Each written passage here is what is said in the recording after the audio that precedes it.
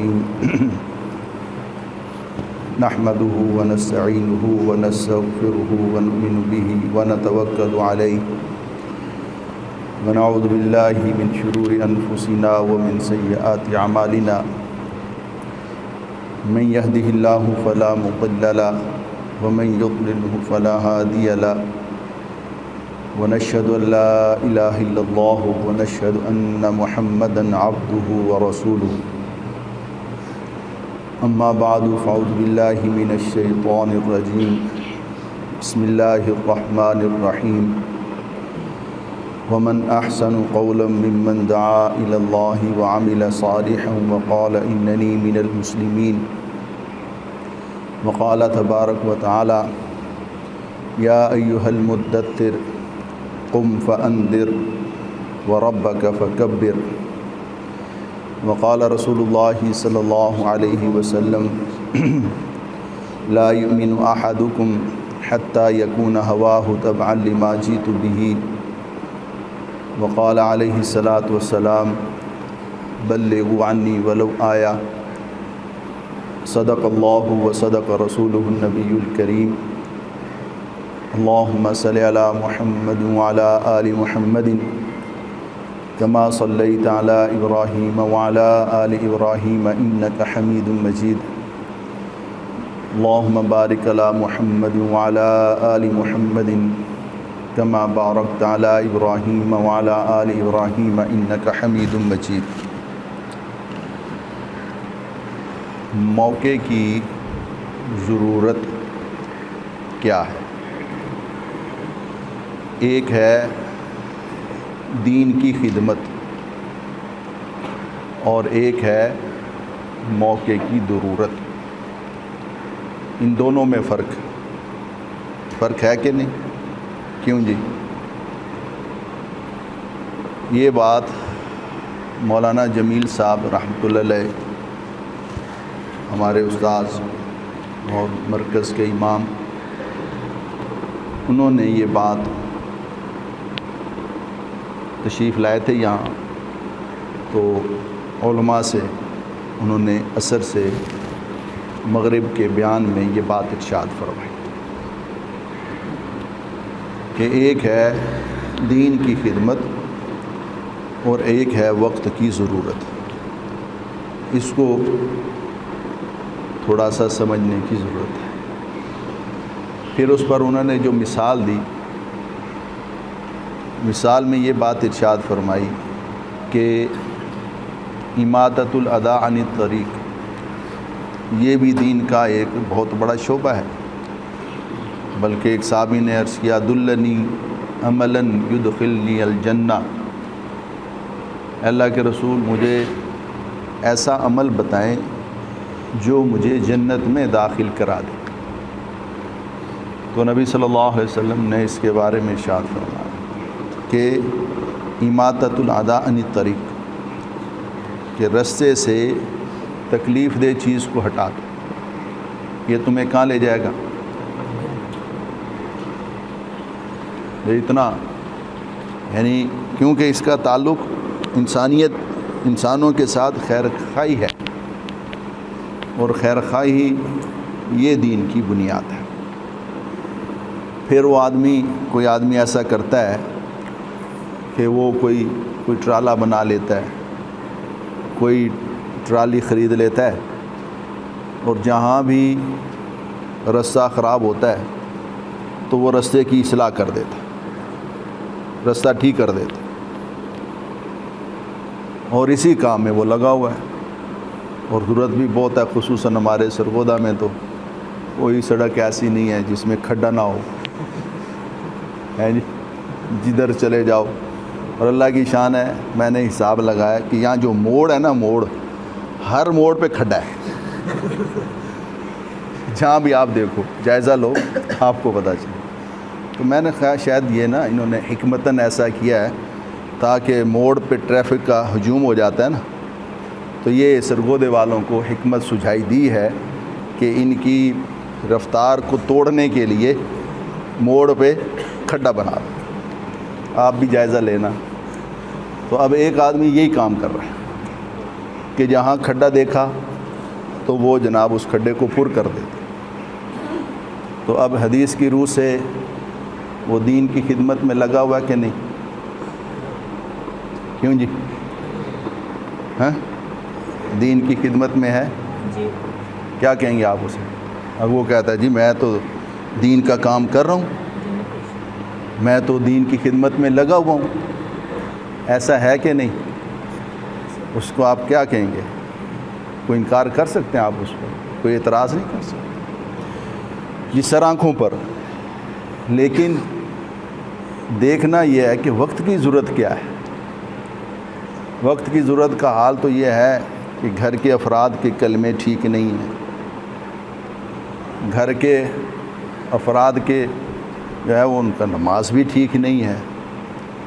تو ہلوم جرن پورا دین آپ دیکھیں تو اس کی کیا صورتحال ہے.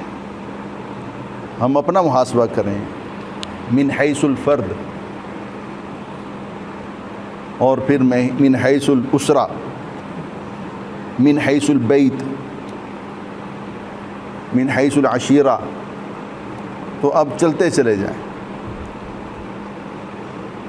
مسلمانوں کا ملک، مسلمان کا بیٹا، مسلمانوں والا نام اور اسلام پہ چلنے کے لیے تیار نہیں. ایسا ہے کہ نہیں؟ بتاؤ نا یار. یہ تو کوئی ہماری اپنی بات ہے نا، کوئی ایسا تو نہیں ہے کہ بھائی تقریر کر کے بیان کر کے ختم ہو. ایک ہم مقصد کے لیے جمع ہوئے ہیں، ایک سوچ ہے، ایک فکر ہے، اس کو ہمیں سامنے رکھ کے چلنا ہے. تو اس پر پھر مولانا نے یہ بات ارشاد فرمائی کہ اس وقت اس کو دیکھنے کی ضرورت ہے کہ موقع کی ضرورت کیا ہے. اور پھر علماء میں ایک بیان میں انہوں نے یہ بات ارشاد فرمائی کہ ہم لوگ جو آپ لوگوں کو ترغیب دے رہے ہیں کہ تبلیغ کا کام، تو آپ صرف محض مقلد محض نہ بنو، بلکہ آپ دیکھو، قرآن کو دیکھو، احادیث کو دیکھ کر پھر اس کام میں لگو، اس کام پہ علی وجہ البصیرہ لگنے کی کوشش کرو.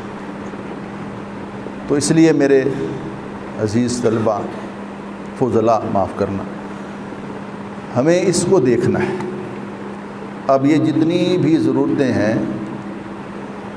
انشاءاللہ اگر آپ تبلیغ کے کام میں چلیں نا تو آپ کی 75% تربیت ہو جائے گی.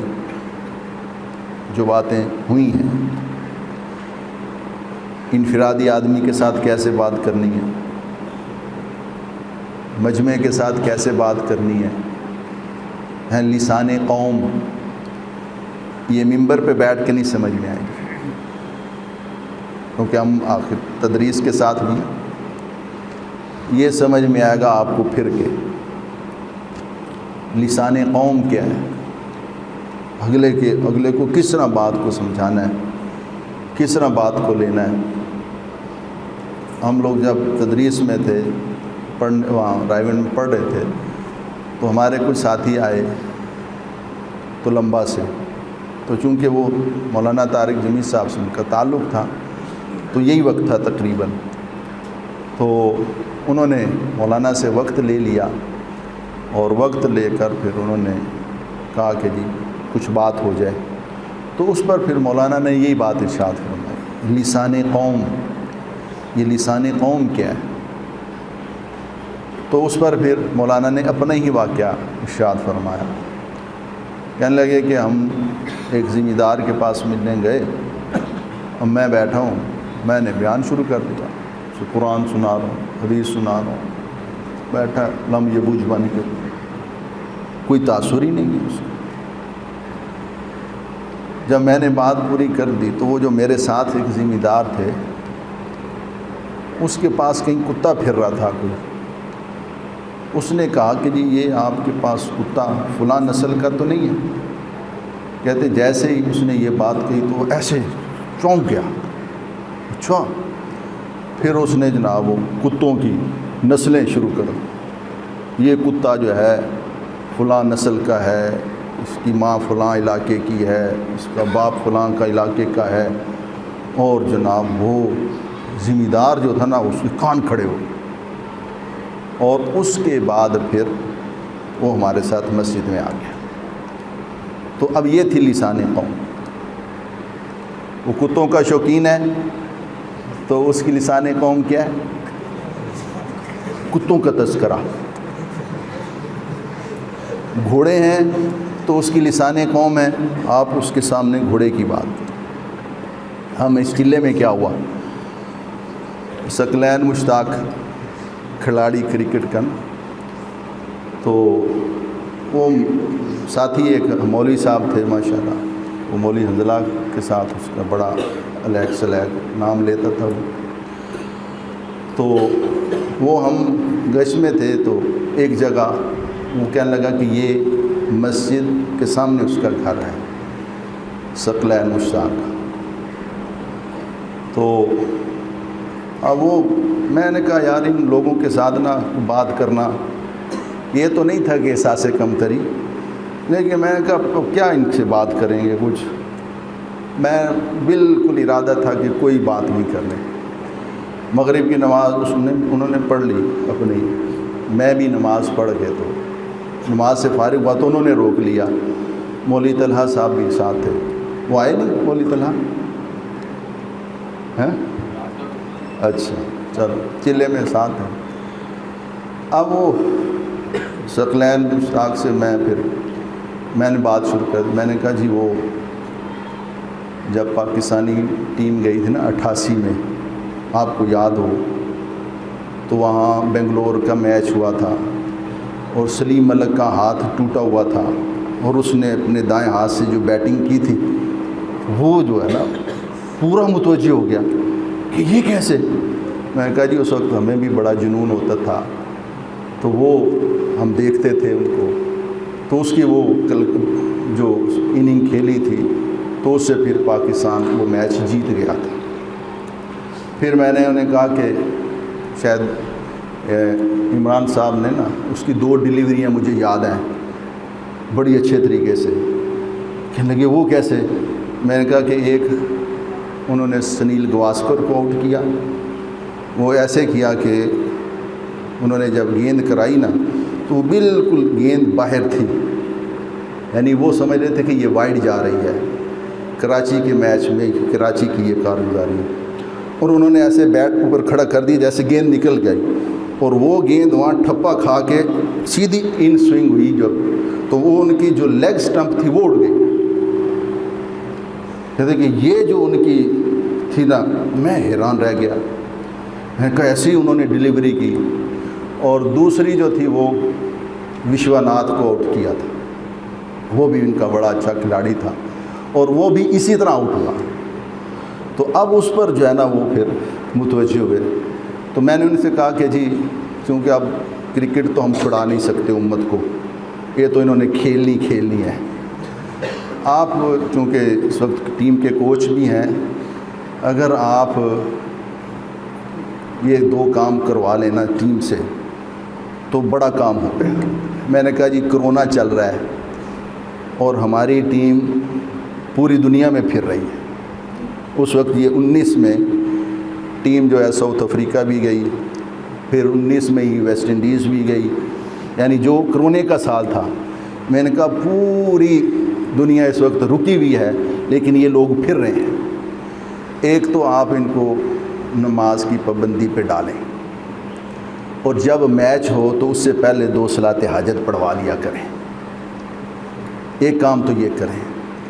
دوسرا کام یہ کریں کہ ان کو نہ کچھ وقت لگوائیں، تاکہ ہر ایک کھلاڑی اپنے آپ کو نبی صلی اللہ علیہ وسلم کا نائب اور ذمہ دار سمجھ کے جائے، اور جتنا کام یہ کر سکتے ہیں۔ اب باقی جماعتیں تو اب دیکھو سارا سسٹم رک گیا ایک دفعہ، میں نے کہا اب یہ سارا کا سارا آپ کا صدقہ جاریہ بن گیا۔ اب یہ بات کی بس، پھر اس کے بعد ہم نے سلام لیا۔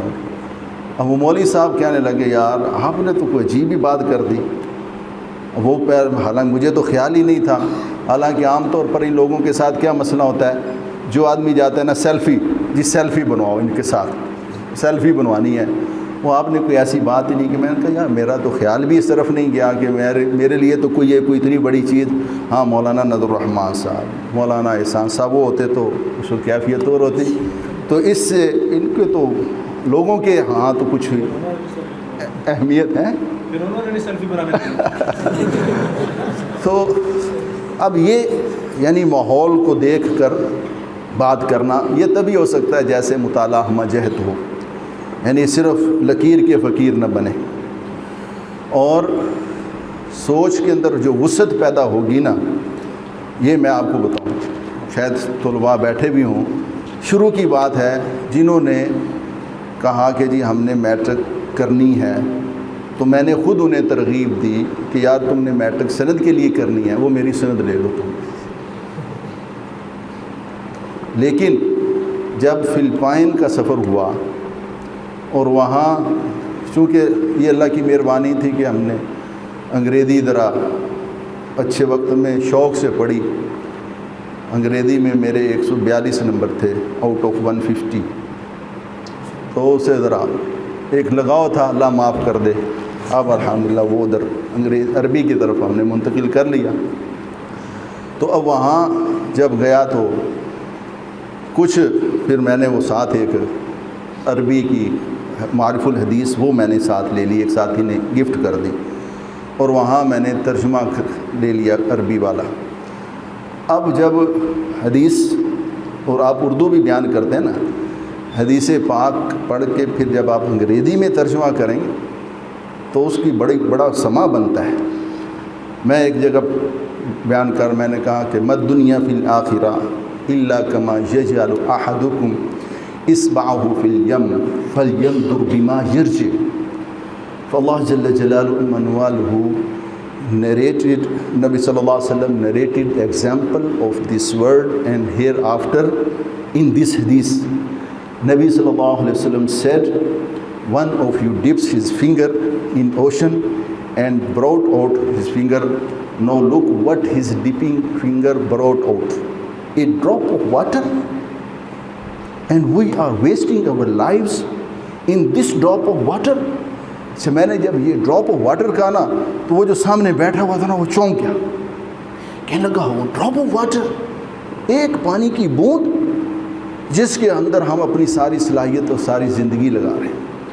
تو اس کے بعد پھر یہ سوچ بنی، یہ ذہن بنا کہ جو عالم تبلیغ میں چلنے والے ہیں ان کو چاہیے کہ عربی بھی آئے اور انگریزی بھی سیکھیں۔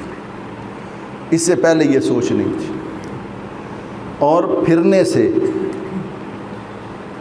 اعتدال، طبیعت کا اعتدال جو پیدا ہوگا نا، اس وقت معاف کرنا ایک لوگ، آپ میری بات کو یہ محسوس نہ کرنا، ہم لوگ جتنے بھی ہیں نا،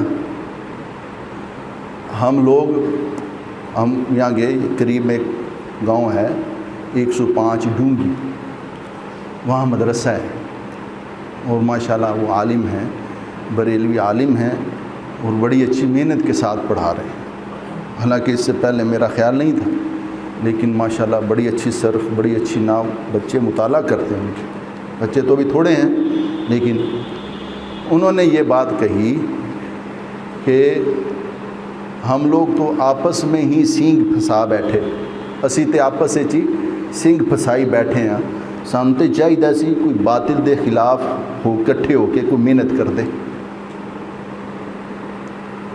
اور پھر کہنے لگے کہ تسی کی کر رہے ہو، تیسی کی کر رہے ہیں، تسی دیوبندیت دی حفاظت کرتے پہ ہو، اسی بریلویت دی حفاظت کرنے پہ، اسلام دی خدمت کوئی نہیں۔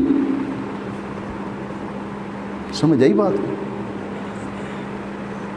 کہ اسلام کی خدمت ہم لوگ کوئی نہیں کر رہے، ہماری ساری سوچ اور فکر اسی میں لگ گئی، سارا زور، ساری قوت انہی چیزوں میں خرچ ہو گئی کہ وہ ایسا، وہ ایسا، وہ ایسا، وہ ایسا، اور آپ لوگوں نے دیکھ ہی لیا، کتابوں میں پڑھ بھی لیا کہ اسلام کا مزاج کیا ہے، اسلام کی طبیعت کیا ہے۔ تو جو علماء پھرے ہیں نا دنیا میں، ان کی رائے میں اعتدال ہے، ان میں سے 3 کے میں نام لیتا ہوں کیونکہ وہ معروف ہیں۔ ایک تو مولانا زاہد الراشدی صاحب، آپ ان کے بیانات سنیں، آپ ان کی بات سنیں، بات میں کس طرح اعتدال ہے، حق بھی بیان کرنا ہے لیکن کس معتدل انداز سے بیان کرنا ہے۔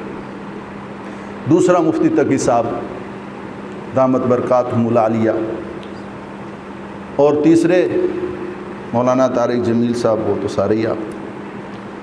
اب ان کی سوچ اور ان کی فکر کے اندر یہ اعتدال کیوں ہے؟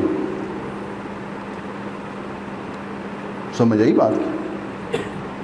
صرف اور صرف پھرنے کی وجہ سے امت میں پھریں، سمجھتے ہیں کہ ضروری کیا چیز ہے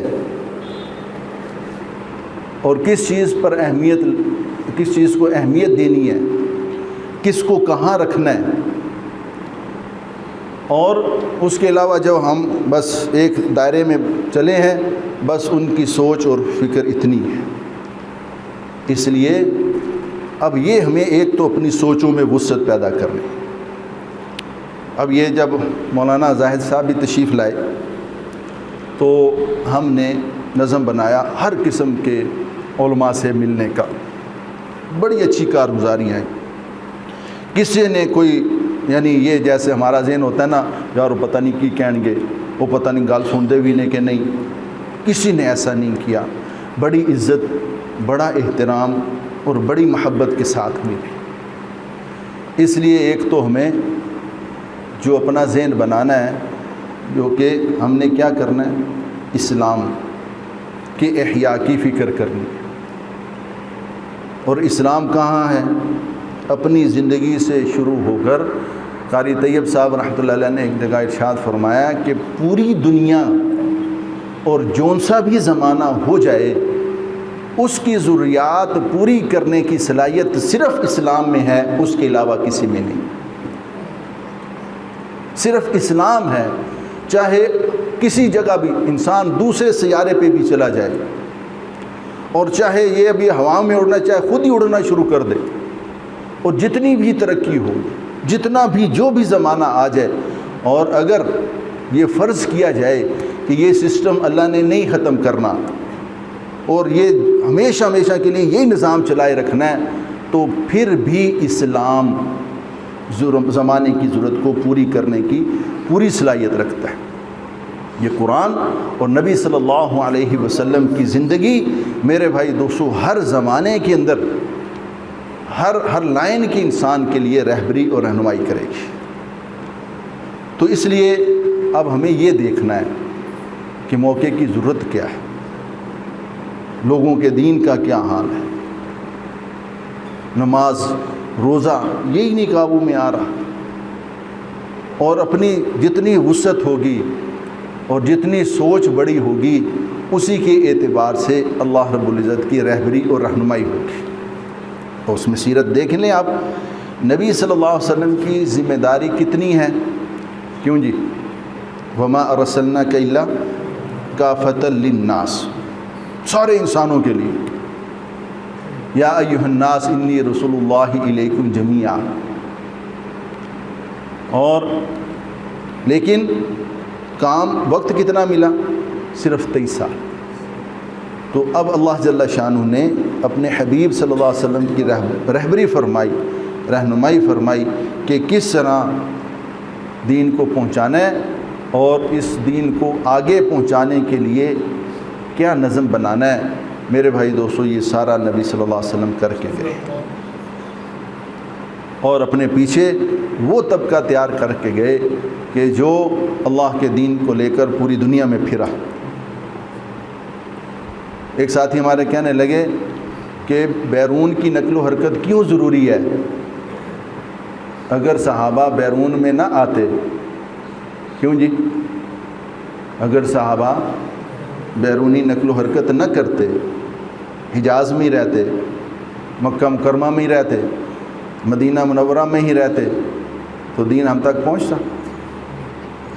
تو اس لیے دین کی اشاعت کے لیے، دین کے پھیلانے کے لیے پھرنا ضروری ہے۔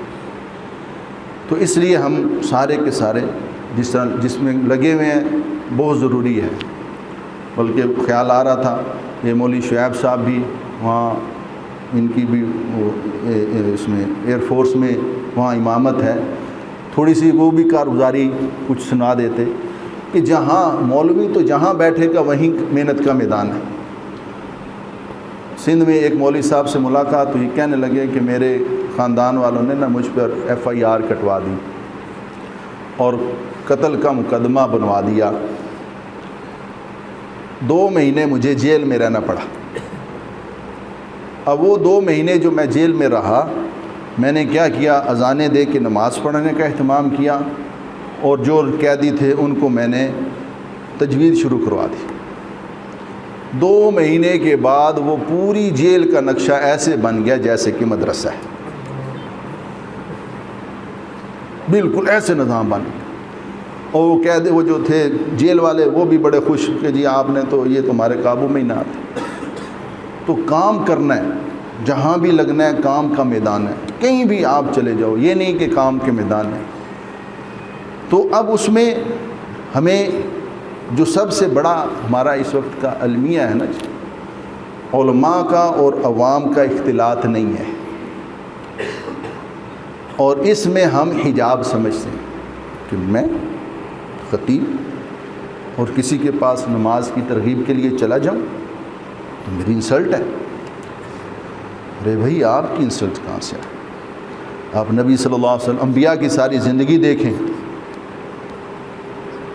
کہ وہ انہوں نے ارضہ، نبی صلی اللہ حیات الصحابہ کے شروع کے بیان دیکھیں نا، ارضہ علی الناس فی الموسم، فی موسم الحج. نبی صلی اللہ علیہ وسلم کا لوگوں کے پاس جانا حج کے موسم میں. ارضہ علی القبائل، نبی صلی اللہ علیہ وسلم کا لوگوں کے پاس چل کر جانا، قبائل کے پاس جانا.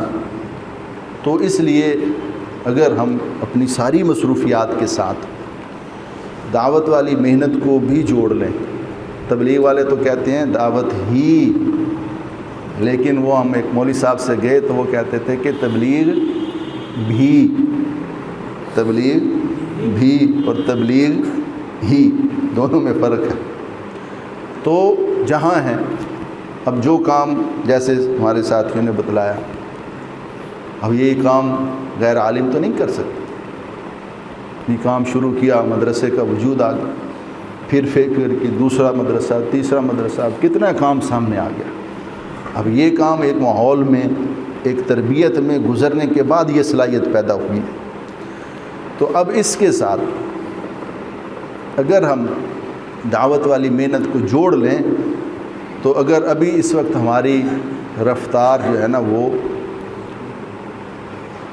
جو ایک ہوتی ہے عوامی ٹرین جس کا کوئی پتہ نہیں، ہر اسٹیشن پہ کھڑے ہونا، جہاں بھی کوئی اشارہ کرے گا تو وہ کھڑی ہو جاتی ہے، اور ایک ہے شالیمار. تو دونوں کی رفتار میں فرق ہے کہ نہیں؟ اگر دعوت والی محنت کو ساتھ ہم جوڑ لیں گے تو ہماری رفتار اتنی تیز ہو جائے گی. اور یہ نہیں ہے کہ اس کا مطلب کہ بھئی مدارس بھی چھوڑ دیں، مدرسے بھی چھوڑ دیں، مسجدیں بھی چھوڑ دیں. نہ، ہمیں استادوں نے دین دیا. مولانا احسان صاحب رحمت برکاتہم نے کارگزاری سنی، حالات ساتھیوں نے بتایا کہ یہ 70 سال ہو گئے بابے کے کلمہ ٹھیک نہیں، اور 70 دفعہ اس کو کہلوایا پھر بھی اس کا کلمہ ہی نہیں اس کی زبان پر آیا. اتنی محنت، اور پھر دوسری بستی کا یہ حال، تیسری کا یہ حال، چوتھی کا یہ حال. تو مولانا فرمانے لگے کہ بھائی ان حالات کے بعد تو تمہارے لیے پڑھنے کی گنجائش نہیں بنتی، اور ہمارے لیے پڑھانے کی گنجائش نہیں بنتی. اس حال میں تو ہمیں نکل جانا چاہیے. لوگوں کو کلمہ یاد نہیں ہے، وہ ٹردی نہیں تسی پجا لو، وہ ٹرنے کے لیے، چلنے کے لیے آمادہ نہیں. آپ کہتے ہیں بھاگو. وہ کلمہ ٹھیک نہیں ہے لوگوں کا. آپ کہتے ہیں بھئی تہجد میں ساری رات قیام کرو. کیسے ہو؟ تو لیکن یہ بھی ضروری ہے، اس کو بھی نہیں چھوڑا جا سکتا، یہ اپنی جگہ ضروری ہے، لیکن موقع کی ضرورت اس وقت یہی ہے. تو اس لیے ہم لوگ یعنی اپنے ساتھ اپنی مصروفیات کے ساتھ دعوت والی محنت کو بھی جوڑیں، مشورے میں شریک ہوں۔ اب یہاں مسجد میں ہمارا جو مشورہ ہوتا ہے، اب مجھے یاد نہیں کہ میں نے کوئی گشت کیا ہو،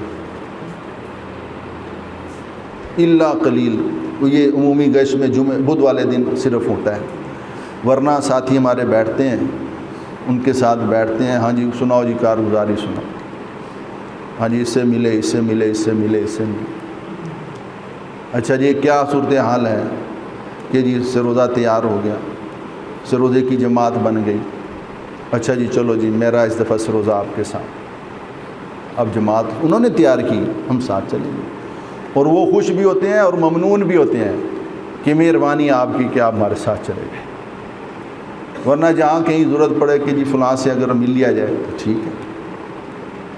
مہینے کا روزہ لگایا، علاقوں میں دیہاتوں میں جانا ہوا، اب ایک خان صاحب تھے، میں ان کے پاس ملاقات کے لیے گیا، میں نے ویسے بات کر دی کلمے کی، کہنے لگا وہ آدمی سامنے دیکھ رہے ہو جو ہل چلا رہا ہے، اس کو کلمہ نہیں آتا، تو میں نے کہا پھر آپ نے اس کو کیا کیا، آپ نے کلمہ نہیں سکھانا تھا اس کو۔ تو اس لیے اب یہ ایک ضرورت ہے، آپ دیکھیں، میں بعض اوقات ساتھیوں کو ترغیب دیتے کہتا ہوں کہ بھئی نبی صلی اللہ علیہ وسلم کی مقامی محنت خروج سے زیادہ ہے، اور نبی صلی اللہ علیہ وسلم نے کیا کام کیا ہے، نبی صلی اللہ علیہ وسلم نے مجمع تیار کیا ہے۔ یہ سوچ ہماری ہونی چاہیے کہ ہمیں افراد تیار کرنے کہ جو اس کام کو لے کے چلیں، اس مقصد کو اپنی زندگی کا مقصد بنا کے چلیں۔ جہاں ہم لگے ہوئے ہیں بہت مبارک ہے، اللہ پاک کی استقامت دے، مزید ترقیاں نصیب فرمائے، لیکن اب جتنے ہی ہم اپنی سوچ کے اندر وسعت پیدا کریں گے اور جتنا ہم سوچیں گے اتنا ہی اللہ جل شانہ کی طرف سے ہماری رہبری اور رہنمائی ہوگی۔ تو اس لیے آپ حضرات سے یہ گزارش ہے ہماری کہ آپ مینیج کریں، مینیج کہ کس طریقے سے ہم تبلیغ کے اندر بھی چلنا ہو جائے، اور کس طریقے سے ہم اپنے جس شعبے میں لگے ہوئے ہیں وہاں بھی ہم اچھے طریقے سے کام کریں۔ اور ضرورت کتنی ہے، یعنی چھوٹی چھوٹی بات پہ گھروں کے اندر لڑائیاں، چھوٹی چھوٹی بات، کوئی مسئلہ ہی نہیں۔ اب گھریلو زندگی اس کا دین سامنے نہیں ہے، گھریلو زندگی کا دین کیا ہے یہ بتایا ہی نہیں، یہ سامنے آئے ہی نہیں۔ اور لین دین کا دین کیا ہے، معاشرت کا دین کیا ہے، اب یہ سارا کا سارا چونکہ ہم سے اوجھل ہے، اس لیے یہ فساد ہم دیکھ رہے ہیں۔ تو اس لیے علماء کی ذمہ داری یہ زیادہ بنتی ہے تبلیغ کے کام میں بنسبت عوام کے، کیونکہ وارث ہیں۔ یہاں ایک عرب آئے تھے، انہوں نے یہ بات کی، بات تو واقعی نکتے کی ہے، کہنے لگے کہ دیکھو علم تو ہے میراث، علم کیا ہے، میراث، اور بلغوا عنی یہ کیا ہے، یہ وصیت ہے۔ یہ مصر کے عالم نے، تو میراث سے وصیت کیا ہوتی ہے، کیوں جی پہلے کیا کس کی تنفیذ ہوگی، بتاؤ نا یار علماء کرام، پہلے وصیت چلے گی پھر میراث چلے گی، پہلے تبلیغ چلے گی پھر تعلیم چلے گی۔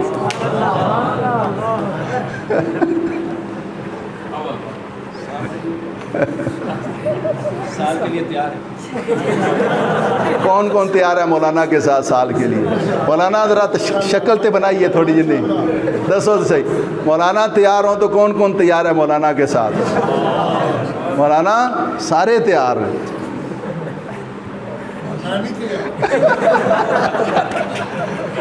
تو اب اس پر واقعی پھر بعض اوقات چونکہ مولانا جمیل صاحب رحمۃ اللہ علیہ نے ایک بات یہ فرمائی کہ آپ لوگ تبلیغ کے کام کو خود قرآن اور حدیث سے دیکھ کے چلو۔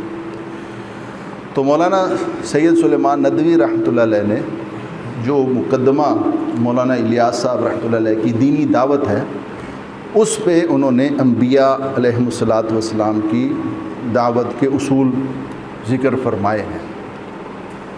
ایک تو اس میں انہوں نے کہا کہ ما اسألکم علیہ من اجر ان اجریہ الا علی اللہ۔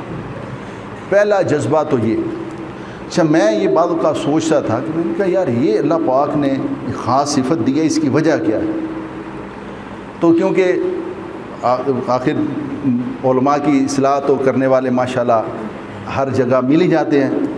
تبلیغ میں میں ایک دفعہ گیا وہاں مرکز میں، تو اب ساتھی نماز کا وقت تھا، امام صاحب تھے نہیں، طبیعت پہ گرانی تو بڑی ہوئی اس بات پر، لیکن پھر میں نے کہا یار یہ تو بڑا پتہ نہیں کہ کچھ سننا پینا ہے۔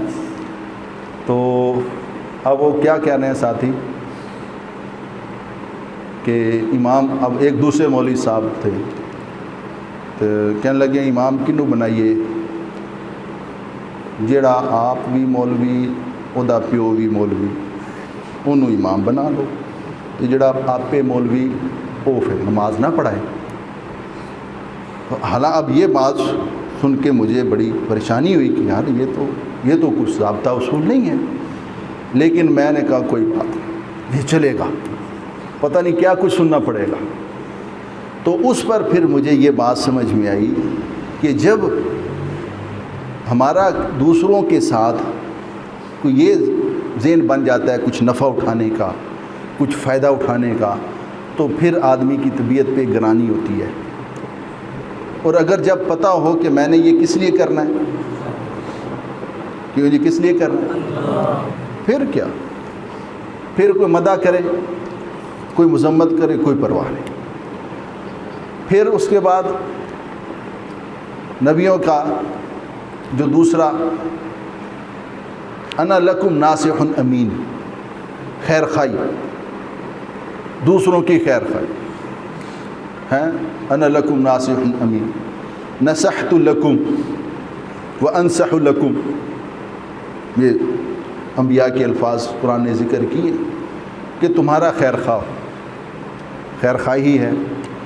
پھر انبیاء علیہ الصلوۃ والسلام کی محنت میں عرض ہے، یعنی اذهب الى کون احسن الناس، کدھر جا رہا ہے اس وقت میں، الى ارذل الناس،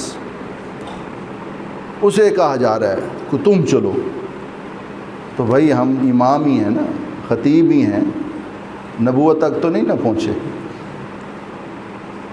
تو جب نبی اتنا افضل انسان، اشرف الناس، اب وہ چل کے جا رہا ہے تو لوگوں کے ساتھ پھر نبیوں کا لوگوں کو اللہ کی طرف بلانا، پھر دعوت دینا اللہ سے ہوتا ہے اور مخلوق سے نہیں ہوتا۔ اب یہ بات بار بار، اور پھر اعمال حسنہ کی طرف بلانا، تو اب یہ ساری چیزیں دیکھتے ہیں ہم، تو تبلیغ کے کام کے اندر یہ ساری باتیں ہمیں مل جاتی ہیں۔ تو اس لیے ہمیں بشاشت کے ساتھ اس کام میں چلنا چاہیے، ورنہ پھر نقصان کا اندیشہ ہے، ورنہ پھر بڑے مسائل پیدا ہو جاتے ہیں۔ بہت ساری باتیں ہیں ساتھی کر جاتے ہیں، ہم ان سے عرض کر دیتے ہیں کہ بھئی یہ بات یوں نہیں، ایسے نہیں کہنا چاہیے، تو وہ مان لیتے ہیں۔ اس لیے آپ حضرات کی سرپرستی بہت ضروری ہے۔ آپ حضرات ساتھ اپنے کام میں لگیں، اپنے ساتھ مجمع جوڑیں، 4 مہینے والے ہیں ان کو اپنے ساتھ جوڑ لیں، چلے والے ان کے ساتھ جوڑ لیں، وہ کام کرتے رہیں گے، آپ کی وہ معاون بنیں گے، آپ ان کے ساتھ چلیں گے، تو اس سے جو ہے انشاءاللہ ایک عمومی فضا، عمومی ماحول بنے گا۔ ورنہ پھر دین پہ چلنا بڑا مشکل ہے۔ لوگ جو ہے ایسی باتیں کر دیتے ہیں، آپ کے سامنے بھی آتی رہتی ہیں، کہ جو آدمی کو دین سے نکال دیتی ہیں۔ تو اس لیے آپ لوگوں سے یہ گزارش ہے کہ آپ لوگ اپنا کچھ مینیج کریں، کچھ نظام بنائیں، جن کے سال نہیں لگے وہ سال بھی لگانے کی کوشش کریں۔ سال میں بڑی تربیت ہوتی ہے، ہاں آدمی فکر کے اعتبار سے اور سوچ کے اعتبار سے آدمی کی فکر ہوتی ہے، پھر آدمی جو ہے وہ ایک دین کے مٹنے کا درد، دین کے مٹنے کی فکر، دین کے مٹنے کی بے چینی جو ہے، یہ نبی صلی اللہ علیہ وسلم کے اس دعوت والی محنت کی بنیاد ہے۔ نبی صلی اللہ علیہ وسلم کے بارے میں ابن عباس رضی اللہ تعالی عنہما نے ارشاد فرمایا کہ کان حریصاً علی ان یہتدی الناس، کہ حریص سے اس بات پر کہ انسانوں کو ہدایت مل جائے۔ تو اس لیے آپ حضرات سے یہ گزارش ہے کہ آپ لوگ سارے نیت کریں کہ انشاءاللہ پوری دنیا میں جانا ہے، پوری دنیا میں جانا ہے اور پوری دنیا میں انسانوں کو بھیجنا ہے۔ مڈغاسکر میں مجھے اس وقت خیال آیا یار ہم بھی اپنے طلباء سے جا کے یہ بات عرض کریں گے کہ تم لوگ بھی نیت کرو کہ ہمیں آپ جس ملک میں بھیجیں گے ہم جانے کے لیے تیار ہیں۔ وہاں مڈغاسکر انتاناناریوو وہاں کا جو کیپٹل ہے تو 80 لاکھ کی آبادی وہاں کی، اور صرف 7-8 مسجدیں تھیں۔ تو وہاں انڈیا کے ایک مولوی صاحب تھے، تو وہ وہاں انہوں نے مدرسہ بنایا حفظ کا اور کتابوں کا۔ میں نے کہا یار آپ کیسے یہاں تو ہمارا جو بھی فارغ ہوتا ہے وہ کہتا ہے یا یورپ کر لو ہیں جی، یا آسٹریلیا کر لو۔ وہ فرانس مدرسہ بنیا ہوئے تھے، اتنے بھیج دو، ٹھیک ادھر جہاں $1 دیتے تھے تو اتنے پیسے دیتے تھے ہمیں وہ جیبوں میں سنبھالنے مشکل ہو جاتے تھے۔ تو وہ کہنے لگے کہ مجھے میرے استاد جی نے فرمایا کہ تم وہاں جا کے کام کرو، وہاں جا کے محنت کرو۔ تو میں اس لیے آ گیا اور فیملی کے ساتھ آ گیا۔ تو اس طرح ابھی بڑا میدان پڑا ہے کام کا۔ ہم صرف یہ پاکستان کو دیکھ رہے ہیں، اپنے محلوں کو دیکھ رہے ہیں، اپنے محلوں کا بھی جائزہ لے لیں تو پتہ چل جائے، اور ہم کوئی حساب بنا لیں کہ میں نے اتنے نمازی بنانے ہیں اور اتنوں کو جو ہے میں نے دین پہ ڈالنا ہے، کوئی نہ کوئی اس کی ترتیب بنا کے ہم چلیں۔ اور اس لیے اپنی مزید مصروفیت سے پہلے، کیونکہ آگے بڑھنا ہی ہے انشاءاللہ، جو کام میں لگ گئے ہیں انہوں نے آگے کام میں بڑھنا ہے، کام کی صورتیں اللہ پیدا کریں گے انشاءاللہ۔ ہم تو یہی دعا مانگتے ہیں کہ اللہ ان کو ترقیاں بھی نصیب فرما، ان کو آگے سے آگے بڑھا۔ یہی پکی بات ہے کہ استاد طالب علم کے لیے خیر خواہ بن کے دعا کرتا ہے۔ جو میں نے عرض کیا نا پہلے کہ جو دعا یحییٰ کے لیے وہی دعا تم لوگوں کے لیے، ہاں کوئی فرق نہیں۔ تو اس لیے ایک تو عزم کریں کہ انشاءاللہ پوری دنیا میں جانا ہے، ٹھیک ہے؟ تو کون تیار ہے پوری دنیا میں جانے کے لیے؟